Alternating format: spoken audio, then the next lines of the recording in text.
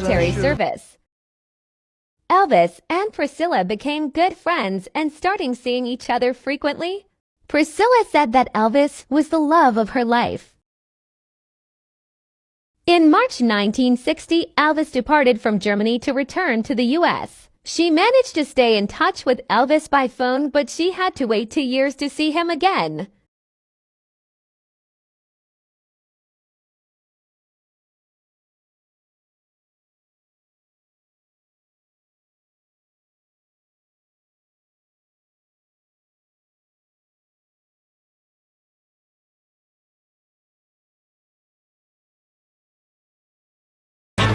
Really didn't have any of my own friends, although I, got along with everybody. My only problem with Elvis was that he didn't really want me that close to any of the girls. He kept a certain distance between the relationship between the guys and Priscilla.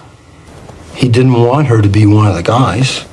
I saw things, and I was around situations of which he told me that I had to be very quiet about, and that I was not allowed to, obviously, tell the wives. He put a lot of trust in me, and I could never betray him. You can't use those words. Put an X rating right across your big mouth. So that kind of put a bit of a line there between us. I think they felt and probably thought that maybe I was cold or not really reachable. Well, we didn't know that she had to be kind of careful about being friends with the other girls because something might slip. Thousands of people were mourning the death of Elvis Presley at his funeral.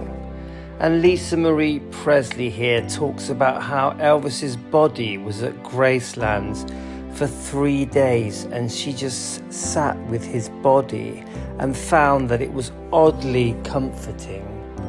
And in this interview, she is very close to tears. Priscilla Presley's parents are in tears, almost unable to speak. And Patsy Presley says she just couldn't believe he was gone.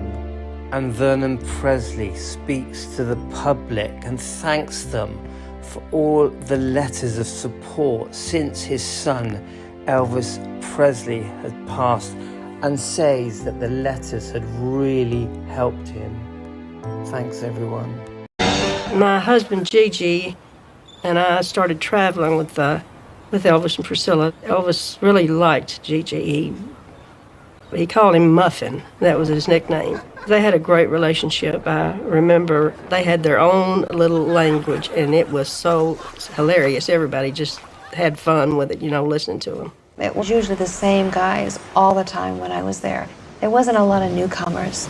We pretty much, stayed within the group. We lived in our own little vacuum. We had everything we wanted. And it was truly a family. We went everywhere together. We traveled, we played together, we, ate together, we housed together. The guys, to a large extent, were a lot of fun, too. They were always very kind to us. Don't know what they said after we left, but... I suppose the most important thing in a person's life is happiness. You really feel that Elvis is there. You feel that his spirit is there. Do you consider it your home? Yes, I do. Do you go back? Oh, yes.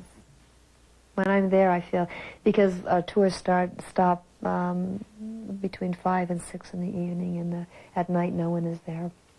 Do you think he'd be surprised at the way you're running this enterprise? Oh, absolutely. He'd, of course, be proud, but he never, ever would have expected it, because I was always in the background. I never said anything. I was very shy, and, what would I know? What did I... I really feel like I've really crossed the barrier now, because I want to be able to enjoy the things in life that I have. You really feel that Elvis is there. You feel that his spirit is there.